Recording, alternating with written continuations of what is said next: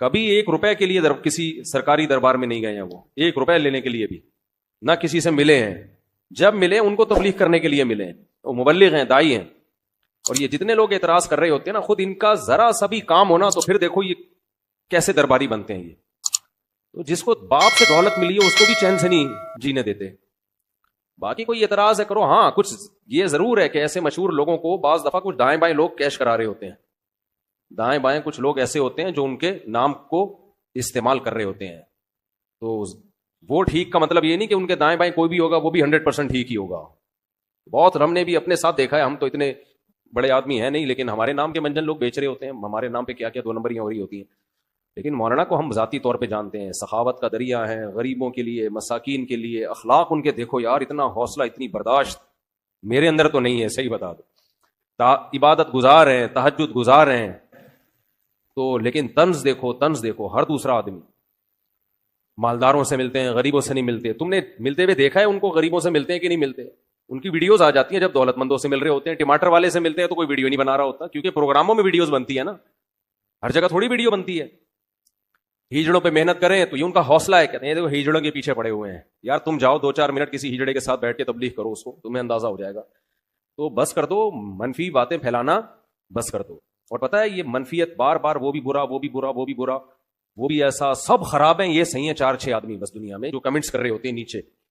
منفی سوچتے رہنے سے نا انسان ڈپریشن کا ڈبہ بنتا ہے اور تھوڑے دنوں میں اپنی موت خود ہی مر جاتا ہے. مثبت سوچنا سیکھو، پازیٹیو سوچنا سیکھو. سمجھتے ہو وہ انٹرویو لیا نا ان سے پوڈ کاسٹ میں کہ آپ تو سادگی کی تعلیم دیتے ہیں اور خود آپ گاڑیوں میں گھومتے ہیں. تو سلیمان علیہ السلام سادگی کی تعلیم دیتے تھے کہ نہیں دیتے تھے؟ جن کا ہم واقعہ سن رہے ہیں. اور ایسا عرش رکھا ہوا تھا، آگے آ رہا ہے، ایسا تخت، لگژری تخت تھا کہ آپ کی سوچ جہاں ختم ہوتی ہے وہاں سے سلیمان علیہ السلام کا تخت شروع ہوتا ہے. تو دولت رکھنا سادگی کے خلاف نہیں ہے. سمجھتے ہو کہ نہیں سمجھتے؟ ایک صاحب کہنے لگے MTJ کی پروڈکٹ کی قیمتیں دیکھو تو ہوش اڑ جاتے ہیں. تو مت خریدو نا، ساتھ والی غریب والی دکان سے خرید لو. بہت زیادہ قیمت پہ بیچ رہے ہیں تو مت خریدو بھائی. اور وہ کون سا دکان پہ بیٹھ کے بیچ رہے ہیں؟ تو نیچے لوگ ان کا بزنس سنبھالا ہوا ہے، نام ان کا استعمال ہو رہا ہے. اور اگر بیچ رہے ہیں ڈبل ٹرپل کر کے بیچ رہے ہیں تو آپ مت خریدو نا. آپ کا دماغ خراب ہے، وہیں سے لوگے آپ. انہوں نے کہا ہے کہ جو میرے MTJ سے جو خوشبو نہیں خریدے وہ دار اسلام سے خارج ہے. مت خریدو یار، آپ بے وقوف ہو. تو پرسنل لائف میں اس طرح سے، جو میں نہیں کہہ رہا وہ فرشتے ہیں ان سے غلطی نہیں ہو سکتی، کوئی علمی لحاظ سے کسی پر کوئی اشکال ہو تو مہذب طریقے سے کیا جا سکتا ہے، وہ ٹھیک ہے. وہ تو اللہ کے پیغمبر کے علاوہ کوئی بھی غلطی سے پاک نہیں ہے. حضرت مولانا طارق جمیل صاحب، ہم ان کی خاک کے برابر بھی نہیں ہیں.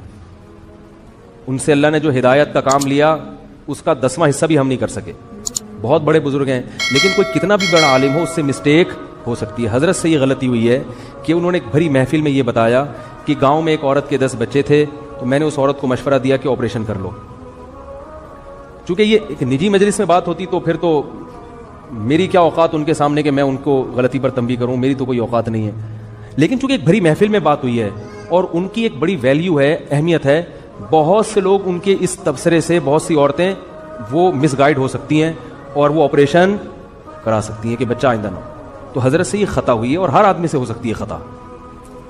ہمیں بات وہ لینی ہے جو اللہ اس کے رسول کی ہے. بات آئیے سمجھ میں. 10 بچے بھی ہو جائیں، 20 بھی ہو جائیں، عورت آپریشن، حضرت نے جو یہ ان کو مشورہ دیا نا اس گاؤں کی عورت کو، یہ غلط مشورہ دیا. غلطی ہوتی ہے، مجھ سے بھی ہوتی ہے، میں بڑی بڑی مسٹیک کرتا ہوں اور ہم سے تو زیادہ ہوتی ہے، ان سے کم ہوتی ہے. لیکن یہ بہت بڑی مسٹیک ہوئی ہے حضرت سے، جو کہ ہر ایک سے ہو سکتی ہے. لیکن یہ غلط ہے، حرام ہے. 10 کیا 15 بچے بھی ہو جائیں، آپ حمل روکنے کے لیے آپریشن نہیں کر سکتے، نہ مرد نسبندی کر سکتا ہے. اس کی دلیل کیا ہے؟ دلیل اس کی یہ ہے کہ اللہ نے انسان کو اس کے جسم میں کانٹ چھانٹ کی اجازت نہیں دی ہے. خودکشی کیوں حرام ہے؟ آپ اپنے آپ کو مار نہیں سکتے. آنکھ پھوڑنا جائز ہے اپنی، کیونکہ آنکھ میں دیکھنے کی طاقت ہے. آپ کو یہ اجازت نہیں ہے کہ آپ اپنی آنکھ سے دیکھنے کی طاقت ختم کر دیں. کانوں میں اللہ نے سننے کی طاقت رکھی، آپ کان کی خودکشی نہیں کرا سکتے. یعنی جیسے اپنے آپ کو نہیں مار سکتے تو کسی عضو کو بھی نہیں مار سکتے آپ. بات آ رہی ہے سمجھ میں؟ تو اسی طرح یاد رکھو، عورت میں جو اللہ نے قوت تولید رکھی ہے، کوئی ایسا طریقہ اختیار کرنا کہ یہ سرے سے قوت ہی ختم ہو جائے، تو عورت نے اپنے اس عضو کو ناکارہ بنا دیا. تو جیسے آنکھ کو اندھا بننا جائز نہیں آپ کے لیے، ناک کاٹنا، کان کاٹنا جائز نہیں، تو اسی طرح عورت کے لیے قوت تولید ختم کرنا حرام ہے، کیونکہ یہ قرآن کے بالکل خلاف ہے. قرآن میں آتا ہے کہ شیطان نے یہ کہا کہ میں ان کو حکم دوں گا فلا یغیرن خلق اللہ، اللہ یہ اتنے باغی ہو جائیں گے کہ تیری بنائی ہوئی تخلیق کو تبدیل کرنے شروع کر دیں گے. یہ یعنی تو نے جو جس ڈیزائن میں پیدا کیا ہوگا نا اس تخلیق کو کیا کر دیں گے یہ. تو عورت میں اللہ نے تولید کی صلاحیت رکھی ہے. عورت وقتی طور پر حمل روکنے کی تدبیر اختیار کر سکتی ہے کسی ضرورت سے، جیسے صحابہ بھی کرتے تھے، لیکن قوت تولید کو کسی قیمت پہ ختم نہیں کر سکتی. یہ پھر اللہ کی بنائی ہوئی تخلیق کو کیا ہے، اور یہ سب کے نزدیک حرام. دیوبندی بھی علماء بھی حرام کہتے ہیں. بہت زیادہ واٹس ایپ پہ میسج آ رہے ہیں. کسی کا میسج آ رہا ہے اللہ کا واسطہ مفتی صاحب مولانا طارق جمیل صاحب کو سمجھائیں، اللہ کا واسطہ. کسی نے میسج بھیجا میں ان کے بیانات بہت شوق سے سنتا تھا، اب میں ان سے بھی گیا، انہوں نے ایسا بیان دیا ہے کہ اب مجھے ان سے نفرت ہو گئی ہے. کوئی منافق کہہ رہا ہے، کوئی یہودی کہہ رہا ہے، ایسے ایسے برے برے فحش القابات سے نوازا جا رہا ہے کہ الامان والحفیظ. تو میری کوئی اوقات نہیں ہے کہ میں وکیل بن کے کسی کی حمایت یا مخالفت کروں. میں کوئی اتنا بڑا آدمی نہیں ہوں، یہ تو بڑے علماء کا کام ہے. لیکن بڑے علماء ہی کے کہنے پر چند الفاظ، چند گزارشات آپ کے سامنے پیش کر رہا ہوں. آپ کی سمجھ میں آئے مان لیں، نہیں آئے تو میرے خلاف بھی ایک پورا کلپ اور فیس بک پر، کیونکہ ان کی تو پھر بھی اتنی عزت ہے، جب ان کا خیال نہیں کیا تو ہم کس کھیت کی مولی ہیں. مجھے کسی نے آج کہا کہ آپ بھی کچھ بات کریں. میں نے کہا جتنی توپوں کا رخ ان کی طرف ہے نا، اس سے 4 گنا زیادہ توپوں کا رخ میری طرف ہو جائے گا، کیونکہ ان کی تو ایک شخصیت ہے، ایک بڑے بزرگوں میں ان کا شمار ہوتا ہے. ہماری کیا اوقات ان کے سامنے. لیکن یہ کہ جب بڑے حضرات ہیں، کچھ ہمارے ہی بڑوں میں سے ہیں، علماء ہیں، جنہوں نے باقاعدہ آرڈر کیا ہے کہ کوئی بات جو ہے نا لوگوں کے سامنے، لوگوں کو گائیڈنس کی ضرورت ہے اس معاملے میں تاکہ لوگ افراط و تفریط کا شکار نہ ہوں، تو پھر میں کچھ جسارت کر رہا ہوں چند الفاظ آپ کے سامنے پیش کرنے. پہلی بات یہ ہے کہ مولانا طارق جمیل صاحب ایک صاحب رائے آدمی ہیں، ان کو اپنی رائے بیان کرنے کا پورا حق حاصل ہے. اس پر دنیا میں کوئی بھی پابندی، اس رائے بیان کرنے پر پابندی نہیں لگا سکتا. آپ کو اپنا ظرف تھوڑا سا وسیع کرنا چاہیے کہ آپ اپنے سیاسی لیڈروں کی پالیسی کے خلاف، آپ کے سیاسی لیڈروں کی پالیسی کے خلاف اگر کوئی چل رہا ہے تو آپ کے اندر اتنا ظرف ہونا چاہیے کہ آپ اس کو برداشت کرو. یہ جو ایک طوفان بدتمیزی مچایا ہوا ہے فیس بک پر، یہ آپ کے جو طریقہ کار ہے نا، یعنی آپ کی جو زبان ہے اور آپ کا جو اسٹائل ہے، اس سے یہ آپ کی ویلیو پڑھے لکھے لوگوں کی نظر میں گرا رہا ہے. یعنی آپ خود اپنے آپ کو بدنام کر رہے ہیں. حضرت مولانا طارق جمیل صاحب سے اللہ نے جو دین کا کام لیا ہے، اتنا بڑا کام اللہ نے، اور ایسے جگہوں پر لیا ہے، یعنی ایسی جگہوں پہ انہوں نے کام کیا ہے کہ جہاں ان کے علاوہ کوئی بھی کام کرنے والا موجود نہیں ہے. ابھی اگر انہوں نے کسی حاکم کے حق میں اس کی اچھی چیزوں کو ہائی لائٹ کر کے اس کو اپریشیٹ کر دیا تو یہ کون سا جرم ہو گیا بھائی؟ یہ کون سی کتاب میں لکھا ہے کہ یہ جرم ہے؟ لوگوں کے میسج آ رہے ہیں امام احمد ابن حنبل ظالم حاکم کے سامنے ڈٹ گئے تھے اور ان کا جیل سے جنازہ نکلا. امام ابو حنیفہ ڈٹ گئے تھے، انہوں نے وزارت کو قبول نہیں کیا، ان کا جیل سے جنازہ نکلا. امام ابو حنیفہ رحمہ اللہ تعالی نے اگر وزارت قبول نہیں کی تو کیا ساری دنیا کے سارے علماء میں کسی نے بھی وزارت قبول نہیں کی ہے؟ امام ابو یوسف نے قاضی القضاء کا عہدہ قبول کیا.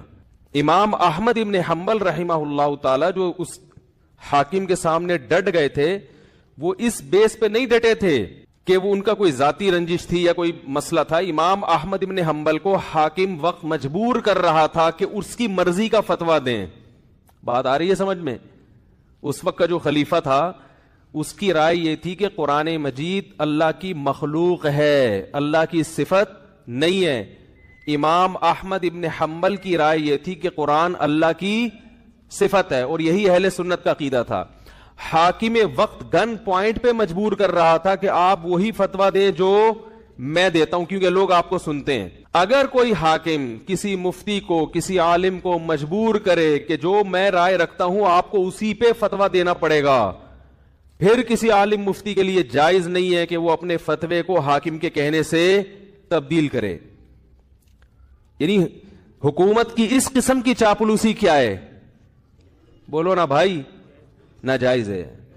ایسی چاپلوسی کہ آپ غلط بیانی شروع کر دیں.